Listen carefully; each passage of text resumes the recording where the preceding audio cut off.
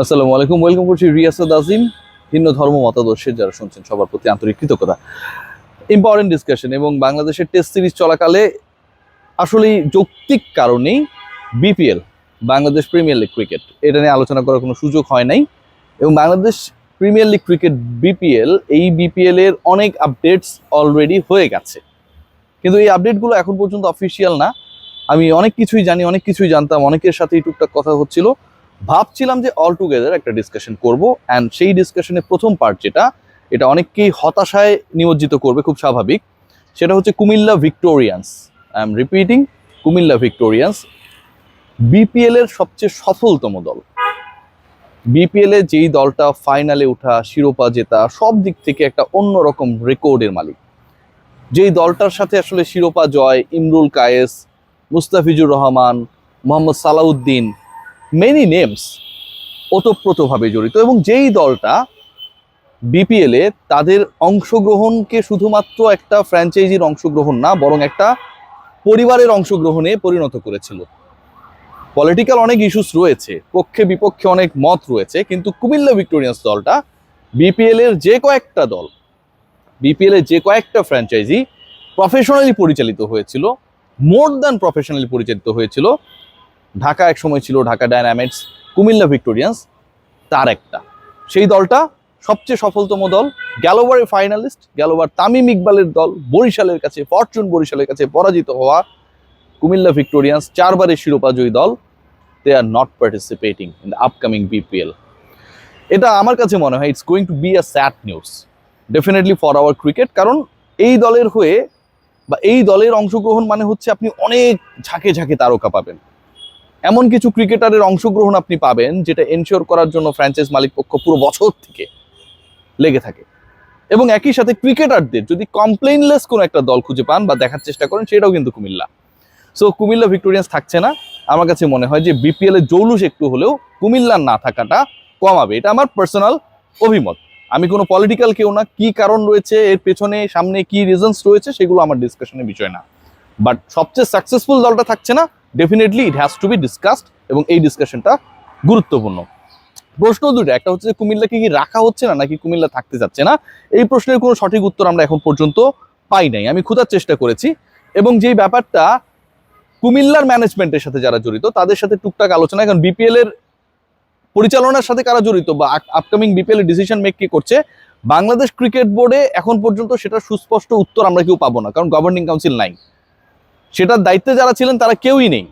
তার মানে রিফর্ম যেহেতু হয় নাই, সো আপনি এই প্রশ্নটা কাকে জিজ্ঞেস করবেন যে কুমিল্লা থাকছে কি থাকছে না, আপনার অবস্থানটা কি, সেই জিজ্ঞেস করার লোকটা আমাদের এখন পর্যন্ত অফিসিয়ালি আমরা পাইনি। কিন্তু কুমিল্লা কর্তৃপক্ষের সাথে, ম্যানেজমেন্টের সাথে যোগাযোগ করে আমি আমার যতটুকু বোধগম্য হয়েছে, they are not getting the proper support to make a team. Cricket বোর্ডে একটা গ্রিন সিগন্যালের ব্যাপার রয়েছে, বাতিটা যদি লাল হয়ে যায় ইট মিনস প্যাভিলিয়নের পথে আপনাকে যেতে হবে, সাজঘরের পথেই যেতে হবে, আর সবুজ হলে ইউ ক্যান স্টে। সো ওই সবুজ বাতি জ্বলে নাই আমি যতটুকু বুঝতে পেরেছি, and Comilla Victorians is not going to participate in the upcoming BPL definitely. আবারও বলছি, এটা বিপিএল এর জন্য একটা সেটব্যাক। পরিবর্তন আরও রয়েছে। চট্টগ্রামে যে দল নিয়ে আমি এর আগে ডিসকাশনস করেছিলাম, সেই ডিসকাশনেই থাকতে হচ্ছে যে Chattogram Challengers and Chattogram Kings, BPL এর ভেরি ফার্স্ট এডিশনে চট্টগ্রাম কিংসকে আমরা দেখেছিলাম, এবং সেই চট্টগ্রাম কিংস আবারও 2024 এডিশনে আসতে যাচ্ছে। তাদের কিছু সেটেলমেন্টের ইস্যু ছিল, এবং যেই ইস্যুসগুলো আসলে সলভ করা নিয়ে অনেকটা জটিলতা তৈরি হয়েছিল। আরবিট্রেশন হয়েছে ফারুক আহমেদের নেতৃত্বে, বা বিপিএল কে এই মুহূর্তে যারা আসলে অফিসিয়াল কোনো নেম নেই, যেহেতু হচ্ছে গভর্নিং কাউন্সিল গঠিত হয় নাই, সেখানটায় বিসিবির পাওনা, চট্টগ্রাম কিংসের পাওনা, এই দেনা পাওনার হিসাব নিকাশগুলো মোটামুটি একটা জায়গায় সেটেল হয়েছে। 3 কোটি টাকার মতো একটা অ্যামাউন্ট, আমি যতটুকু জানি এটার প্লাস মাইনাস হতে পারে, Chattogram Kings they are going to provide to BCB, এবং তারা সেই টাকাটা দিয়ে ফ্রেশ ওয়েতে বিপিএল এ অংশগ্রহণ করতে চায়। এটা another big news. Champion team Fortune বরিশালের একটা নিউজ আমার কাছে রয়েছে, আমি নট প্রিটি মাচ শিওর যে এটা 100% ওকে। সেটা হচ্ছে ফরচুন বরিশালের যে মালিকানায় ছিল ফরচুন গ্রুপ, মিজানুর রহমান, তারা থাকছে, কিন্তু তারা তাদের শেয়ারের একটা অংশ অন্যদের সাথে শেয়ার করতে যাচ্ছে। চ্যাম্পিয়ন টিম থাকছে, লাস্ট এডিশনে রানার্স আপ কুমিল্লা ভিক্টোরিয়ান্স না থাকলেও চ্যাম্পিয়ন টিম থাকছে, কিন্তু শেয়ারিং পার্টনার চেঞ্জ হচ্ছে। যতটুকু এখন পর্যন্ত আওয়াজ, new team Rajshahi is coming, BPL 7 দল নিয়ে বিসিবি করতে চায় এবং new team Rajshahi is coming, এবং রাজশাহীর দায়িত্বে আমরা মোটামুটি একটা এখানটাও শেয়ারিং পার্টনার আমরা দেখব একটা গ্রুপ, এবং সেই গ্রুপের সাথে 25-30% শেয়ার যারা পূর্বে চট্টগ্রাম চ্যালেঞ্জার্সের সাথে অন্য আরেকটা গ্রুপ ইনভলভ ছিল তারা কিনতে যাচ্ছে। আলোচনায় রয়েছে ঢাকা, এবং ঢাকার আলোচনাটা হচ্ছে যে এর আগে আমরা দেখেছিলাম দুর্দান্ত ঢাকা, বানানে ভুল, তারপরে লেটস ডমিনেট নে কি যেন একটা ভুলভাল লিখেছিল। সো ওই ভুংভাং ঢাকা এবার থাকছে না, এবার ঢাকায় মোটামুটি একটা স্মার্ট ফ্র্যাঞ্চাইজ করার প্রত্যয় নিয়ে বাংলাদেশের অন্যতম লিডিং ইলেকট্রনিক ব্র্যান্ড, এবং সেই ব্র্যান্ডকে নেতৃত্ব যারা দেয় সেই নেতাদের যারা, মানে আমি সেই নেতাদের একজনকে, এবং সেই পাবলিক আসলে সে তার নতুন একটা ব্র্যান্ড রয়েছে সেই ব্র্যান্ডকে সামনে এনে ওয়ালটনের যে ব্র্যান্ডের কথা আমি বলতে চাই তাদের একটা প্রসাধনী ব্র্যান্ড, সেই ব্র্যান্ড হচ্ছে ঢাকার নেতৃত্বে আসছে যতটুকু এখন পর্যন্ত জানতে পেরেছি।